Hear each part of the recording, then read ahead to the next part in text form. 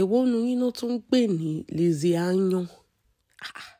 Oríṣiríṣi ẹ̀yin wo lẹ máa ń mórúkọ gan, ibo lẹ tún máa ẹ̀yin lẹ máa pa ọmọbìnrin, ẹ̀yin lẹ máa pa sọnù. I mean, if you think about it, ní gbogbo ìgbà tí àǹtí mi Lizzy tó máa ń ṣépè lórí social media, ṣépè fọmọ, ṣépè fún ìyá, ṣépè fún everybody. Èmi máa rò pé ogun yẹn wà lóòótọ́. Torí èmi expect níjọ́ wedding Prissy àti Juma. Èmi expect irú bàbá lábúlé yẹn bó ṣe ṣògùn tó yẹn. Ó yẹ kí bàbá lábúlé kó gbéra híà, kókò disappear wọ́bẹ̀ hí, kókò gbé Juma sókè báyìí, kókò lámọ́lẹ̀ gbìí, kí gbogbo bẹ́ẹ̀ kàn túká. At the end of the day, a máa rí nǹkan kan. Wọ́n ṣe 8 wedding. Bàbá lábúlé failed 8 times. In fact, gan kì í ṣe failure ẹyọ kan gan.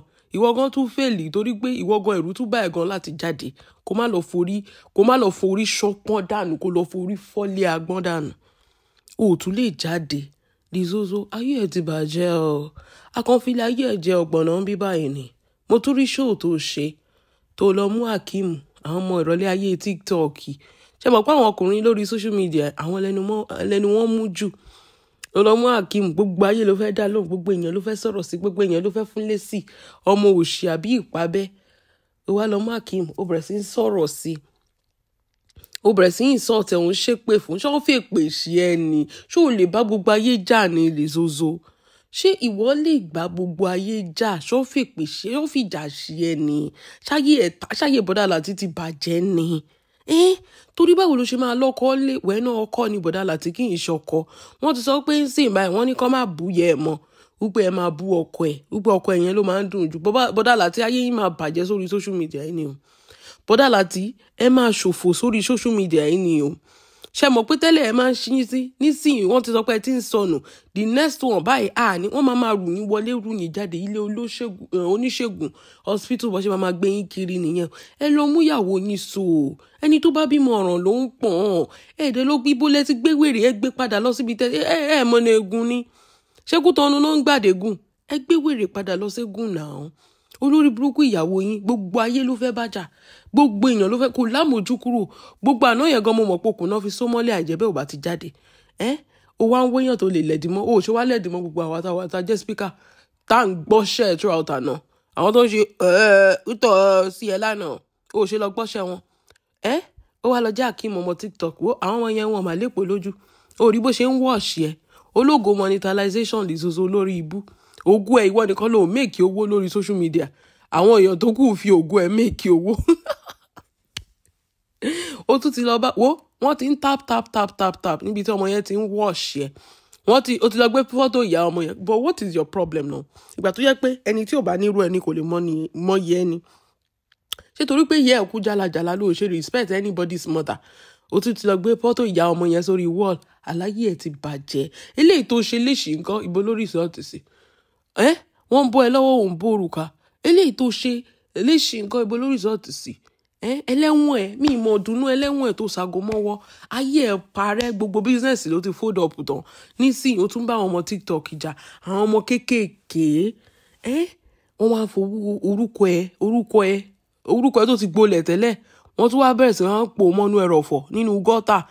Wọ́n wá bẹ́ẹ̀ ń yí lórí TikTok. Wọ́n wá ṣe tap ẹ fún wọn gift. Ẹ jẹ́ agbéwèrè sáré tó bá rí comment bẹ̀ yẹn. Mo bẹ́ kúrò ń bẹ́ẹ̀ ni.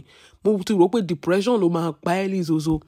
Ìwọ lọ sórí wall ọmọ yẹn kó fi fake account wọlé kó lọ máa wo comment táwọn èèyàn. Àwọn èèyàn really hate ẹ lóòótọ́. Wọ́n ò gbà tiẹ̀ o. Wọ́n kórìíra ẹ lóòótọ́ o. O ò mọ̀rọ̀ sọ. O ò lẹ́bí gidi, o ní ìran gidi, o lọ́kọ gidi. Gbogbo nǹkan lọ́lọ́run fi jẹ́ ń yà. Owó náà kò tún mọ́ ẹ lórí. Kì í ṣe pé o fi ṣàánú. Gbogbo nǹkan lọ́lọ́run fi jẹ́ ń yà. Ìwà ò dáa, gbogbo ò dáa. Kí ló ṣẹlẹ̀? Ta ló ṣẹ̀nà? Ṣé irú áńgẹ́lì burúkú kan kì í ṣe Ọlọ́run ọba ló dẹ. Áńgẹ́lì burúkú kan ni ló dẹ. Àbí ìdìbò náà ti lọ tọrọ ẹ náà. Ó yẹ kán lọ ṣe kúlẹ̀kúlẹ̀ ibi tán tí yẹ ẹ ti lọ rí ẹ because o kì í ṣe ọmọ. Ajá ni ẹ, ajá lásán kọ́kọ́ máa padànù. Ajá lásán. Ó wá àwọn èèyàn tó máa ránṣọ mọ́. Ó wá lọ ránṣọ mọ́ àwọn ọmọ TikTok. Gbogbo wọn náà ti bẹ̀rẹ̀ sí ń gbé ẹ látàárọ̀. Gbogbo wọn náà ti bẹ̀rẹ̀ sí ń gbé ẹ. Nǹkan tó kàn wá dùn mí jù ni pé Bọ́dà Láti náà fẹ́ target this time around. Mo ti sọ fún ẹ pé ó yẹ kó ti understand bí social media ṣe ń lọ. Kò sọ̀rọ̀ pé vulnerable moment ẹ o. kò sí ọ̀rọ̀ pé wọ́n they are there to trigger you. Let me let you understand that. Everybody is there to trigger you because nísìnyí báyìí owó tún ti sáfẹ́rẹ́ díẹ̀ gbogbo èèyàn ló fẹ́ powó at the end of the month so orúkọ tó bá lé orúkọ ẹ̀dẹ̀ rèé ó easy àti borúkọ ẹ̀ jẹ́ orúkọ ẹ̀ ló bàjẹ́ jù lórí social media ẹ sọ pé Lizzy àti elépè yẹn àti òṣì elépè yẹn tó yẹ pé ló máa ń ṣe lójoojúmọ́ yẹn ó máa wá fún yín kẹ́ tó mọ̀ nǹkan tó ṣẹlẹ̀ ti bẹ̀rẹ̀ sí ń gbowó lórí ayé ẹ̀ òun ò méèkì owó gbogbo èèyàn ló ń méèkì owó lórí ògo monetization ògo Lizzy ògo monetization òun nìkan ni ò rí monetization náà gbé Instagram méjèèjì lọ Facebook náà kò tí ì rí monetization lórí ẹ̀ ìwọ nìkan ló méèkì owó tí gbogbo èèyàn ń fi orí ẹ̀ méèkì owó but let me ask you one question o Lizozo tó bá wà quiet fúnra ọmọdé ṣé ayé máa parẹ́ ni ibi tí mo sọ pé ò lọ́pọlọ nìyẹn tó bá yẹ pé wà quiet fún ilé tó fún ní audience ṣé ayé máa parẹ́ ni kò ní opportunity láti máa wọ́ ẹ lẹ̀ bó ṣe ń wọ́ ẹ lẹ̀ tó tún wọ́ Bọ̀dá Làtí lẹ̀ Bọ̀dá Làtí tí ẹ̀ rèé ológo AliExpress Bọ̀dá Làtí tó lówó jù ní Nollywood